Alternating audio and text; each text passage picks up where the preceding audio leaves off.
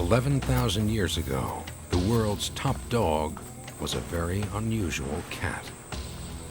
This amazing creature, armed with serrated knives, vanished from the earth, then reappeared not once, but 10 different times. Now scientists are asking, could the next saber-tooth killer be lurking in the wings?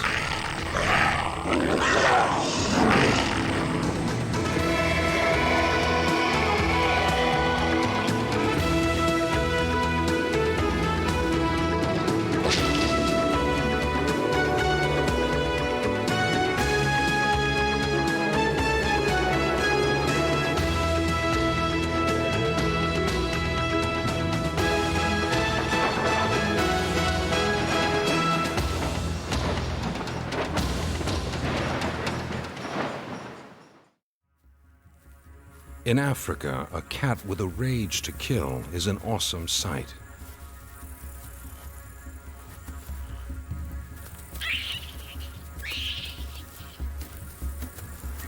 Today's cats are nature's most efficient predator, but in the distant past, another cat was nature's most horrifying nightmare.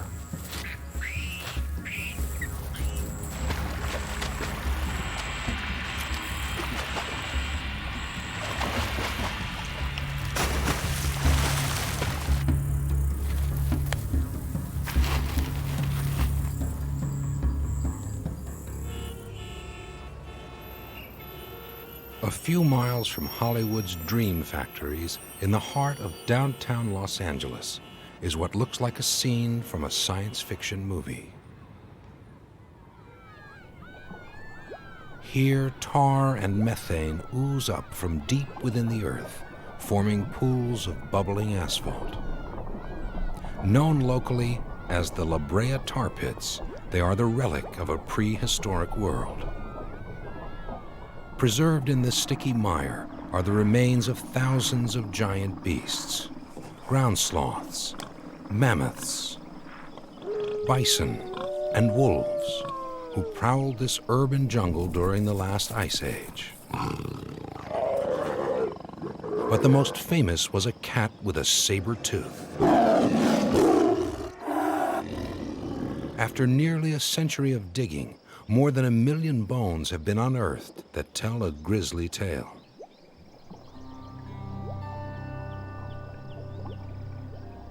"40,000 years ago, La Brea looked deceptively like an oasis. Water covered the asphalt, inviting thirsty animals to drink. But as they neared the shore, they were trapped like flies on flypaper.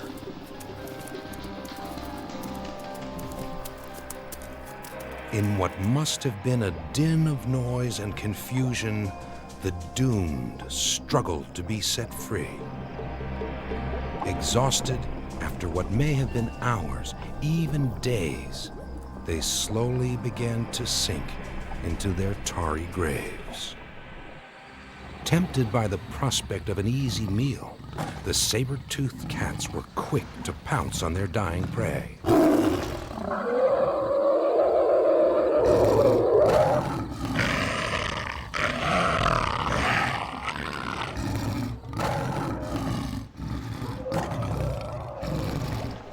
But they too became trapped and perished.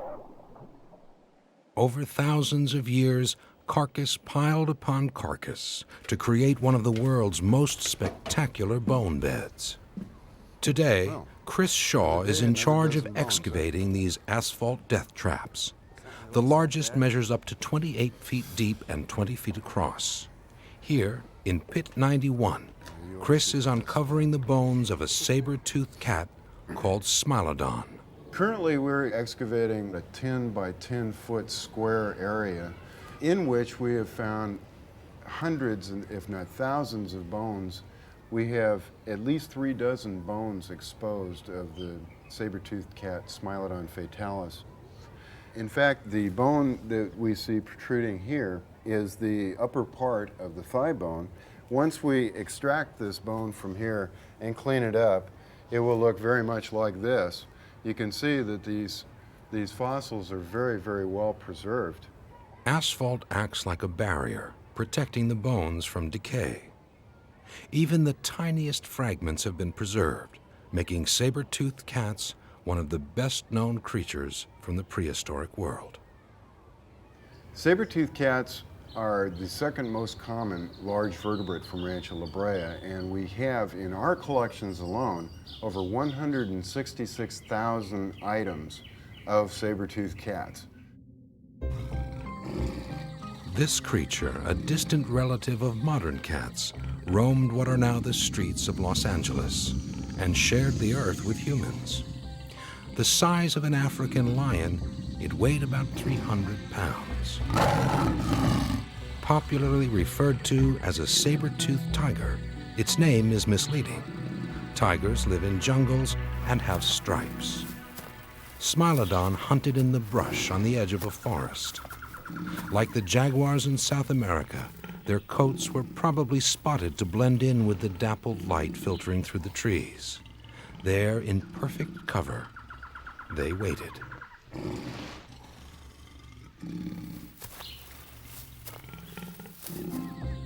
But Smilodon's best feature were the 6-inch fangs that protruded from its gaping mouth.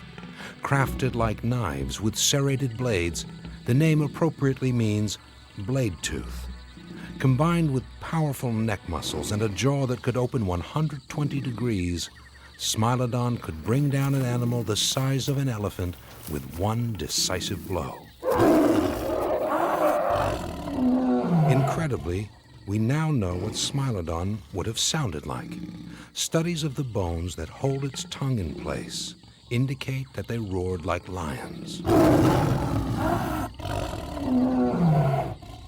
Crouched under cover, a hungry Smilodon waited in ambush for a stray giant sloth to wander near.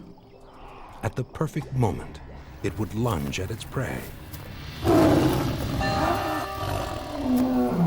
While some found easy pickings at the tar pits, those who died fell prey to an even more insidious predator. Blowflies, lured to the scene by the putrid flesh, swarmed on the carnage to lay their eggs.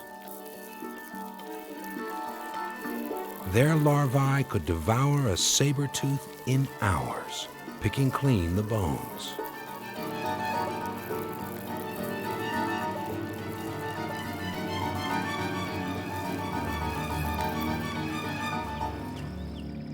Smilodon disappeared beneath the asphalt of the La Brea tar pits 11,000 years ago.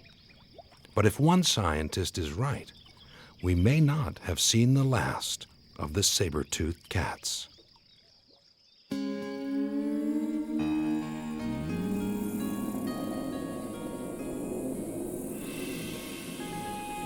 In the rugged foothills of northeast Wyoming, Dr. Larry Martin of the University of Kansas is on a mission.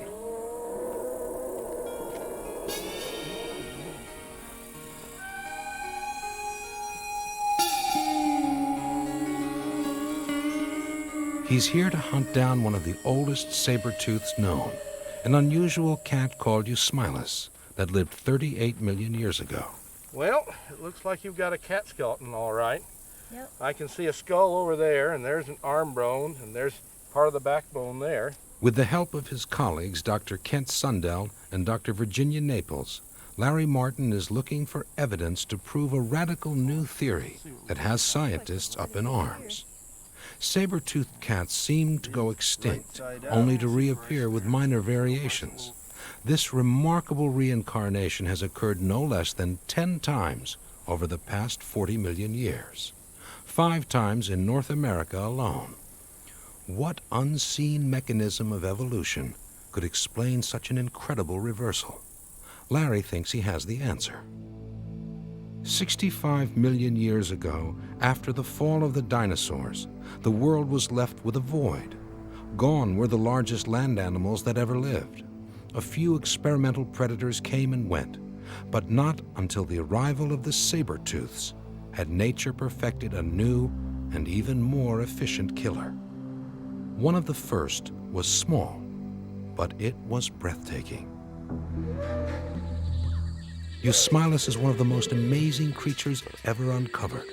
Only the size of a domestic cat, it could bring down an animal 5 times larger. Well, here's an animal the size of a house cat that could probably kill a deer. You know, here a little animal like this, it has a tooth that's longer than the canine of a lion. Eusmilus was literally armed to the teeth, but in a few million years, the cats and their canines would get bigger and bigger. What would happen, you start out with a small cat, and it'd get big saber-like teeth, and that'd permit it to kill larger prey. When it could kill larger prey, it got bigger with even larger teeth, so it could kill even larger prey. And so they just continuously got large until they got big like this. Larry links the appearance of each new line of saber-tooths directly to the size and abundance of its prey. The larger the prey, the larger the cat. As large prey disappeared, the cats went with them. But as new kinds of animals evolved, new saber-tooths evolved to prey on them. Sabre Tooth Cats are embedded in a pattern of extinction and re-evolution. At the time that they became extinct, about 55% of all the different kinds of large animals would become extinct. And then the whole system, the community, would re-evolve itself, and the saber-toothed cats would come back again. Nature is a marvel of ingenuity, but it rarely reinvents the wheel. For 40 million years, some variation on the cats came back to haunt the prehistoric world. If it is true that form follows function, then the cheetah is a natural-born killer. Superbly adapted to chase their prey, they've been clocked at an astonishing 60 miles an hour. But modern cats are strikingly different from their ancient predecessors. 7 million years ago, the largest saber-tooth was not like a cat at all. Barbrophyllus was built more like a bear, could rear up to 6 feet, and weighed in at a staggering 1/4 of a ton. Although it was slow on its feet, its 9-inch long canines made it a killer to be reckoned with. Well, it's useful to kill as large a prey species as you can, and because of their unusually big teeth, saber-toothed cats could kill animals with body sizes much bigger than you would otherwise expect. And that they did this because they have such a wonderful killing machine. They have this knife-like saber here. Now, the idea that this is a saber-toothed cat, you know, that's really incorrect. It's not like a saber at all, because the cutting edge is on the inside of the curvature of the blade. What it really is an Arabian curved knife, and I have one of these right here, and we can just compare it. The way these knives are used, they really have a stroke very much like a saber-toothed cat might have had, something like that. These deadly knives were serrated for maximum damage. Combined with powerful teeth at the back of its jaws, it could quickly and efficiently tear its victim to pieces.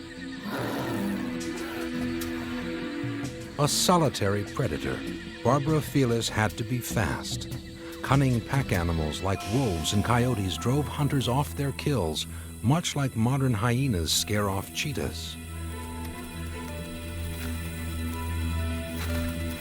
Larry Martin suspects Barbrophyllus was all brawn and no brains. How smart was Barbrophyllus? Well, let's try to find out.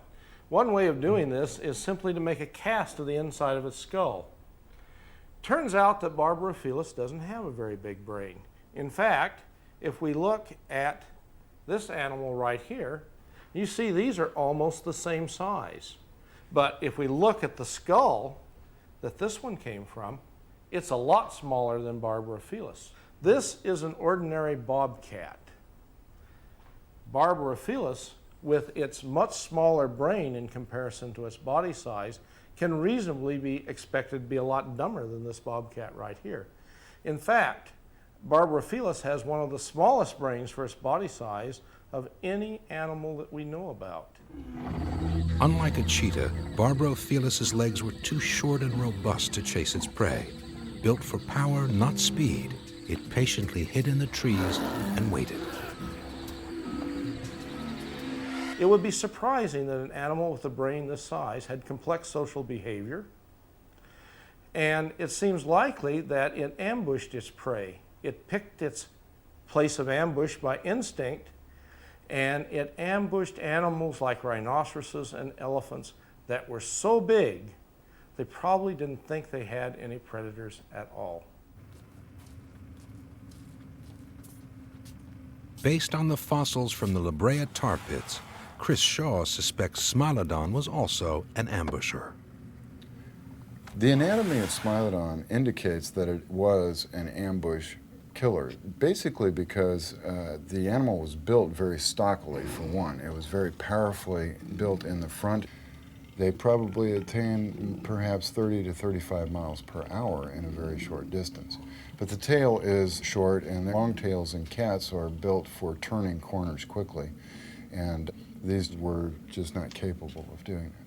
Modern cats have long tails and are much more agile than their distant cousins.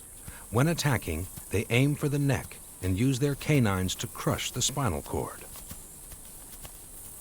But today there's a lively debate among paleontologists about how the cats made their kills. Chris thinks their teeth present a unique problem.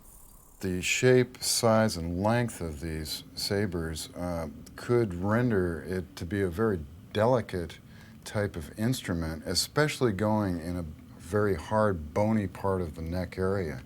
If the saber got caught in between two of the vertebrae and the animal being attacked was struggling to get away, the saber could be easily snapped off. And a saber tooth without a saber is not a very effective predator anymore. It's my thought that these animals attacked rather than the neck area where there were lots of bones, but the soft underbelly of large animals, tearing out a huge chunk of flesh and allowing the animal then to bleed to death, and then coming back and feeding at leisure. Based on his studies of Barbrophilus, Larry Martin has come to a very different conclusion about the killing techniques of the saber-tooths. You could kill an animal by biting its stomach. The problem is that you have to get the stomach in your mouth to bite it. The lower jaw gets in the way. The stomach of a rhinoceros or an elephant would be too flat to get in its mouth. And that's why I think it's more likely that these animals attack the throat. Now, I have here a cross-section of a teleoceros, an extinct rhinoceros that lived with Barbrophilus. I think this is the animal Barbrophilus probably had for lunch. And what it would do is it'd bend the throat around until it was exposed, and then it would stab into the side of the throat like this. You'll notice it doesn't encounter any bone, and this curvature that's hard to explain otherwise causes it to cut a corner out of the throat like that. And in so doing, it cuts these blood vessels, and these are the blood vessels that supply the brain. And it means the animal dies in about 30 seconds. It's a wonderful killing mechanism. Unlike Barbrophilus, who was a solitary hunter, Chris Shaw has found evidence that Smilodon may have lived in groups, like African lions do today. Female lions hunt and share their kills with the other members of the group. They also take turns rearing and nurturing their cubs. But Smilodon may have gone lions one better. They may have nursed and cared for each other. This is an example of a Smilodon lower back that has been horribly injured, as opposed to a healthy one. This animal was so horribly crippled that it could not have fed itself or provided for itself. And this is an excellent example of why I believe that these animals did have a social structure. This did not die because of this injury. This animal survived through protection by the group from other predators, and also through nurturing, or the ability to go and feed at the group's kills. Smilodon was the last of the great saber-tooths. From a mindless killing machine to a cunning and sophisticated predator, the cats had taken a giant leap into the future. But their 40-million-year reign was about to come to an end. Poised to take center stage was the most ruthless predator nature ever devised.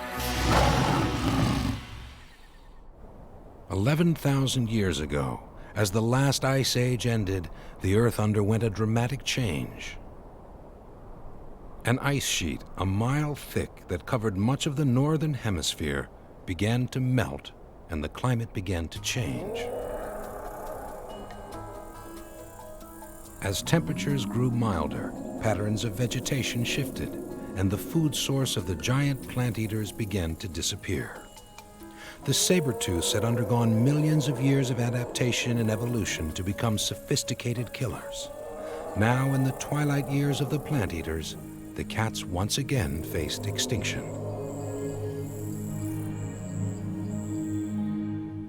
For Larry Martin, over-specialization is a house of cards. Here we have 7 million years of evolution. They started out small, they always do, but then they became progressively larger. As they became larger, they had to catch larger and larger prey species. In the end, they wound up with rhinoceroses and elephants. This was okay. In fact, it's a very lucrative niche.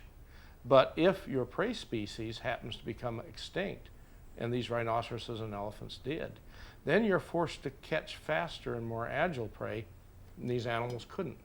So they became extinct too. In a sense, the thing that made them successful in the end caused their failure. To be the biggest and the best is a high-risk strategy. The more specialized an animal is, the more unable it is to adapt to rapidly changing conditions.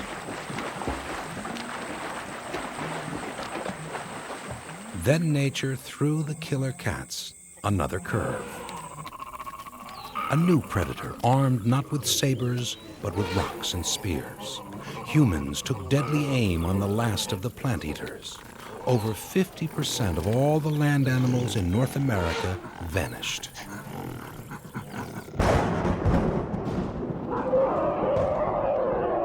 Their disappearance spelled the doom of the saber-toothed cats. Maybe it was a combination of both climatic change and humans coming into the New World to cause the ultimate extinction of this magnificent carnivore. Did the great cats go quietly? Maybe not. It seems odd that Stone Age man and saber-tooth coexisted. Yet there is no prehistoric art to record the event. But then, who would paint a picture of the creature that haunts his dreams?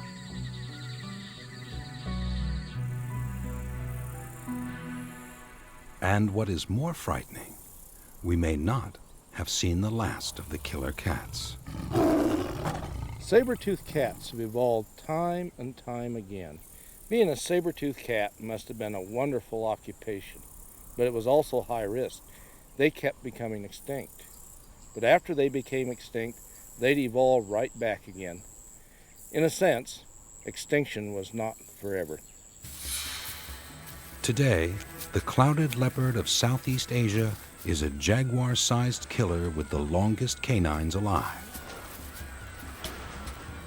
Perhaps, somewhere in the world, the next saber-toothed cat is lurking in the shadows, waiting for his next meal.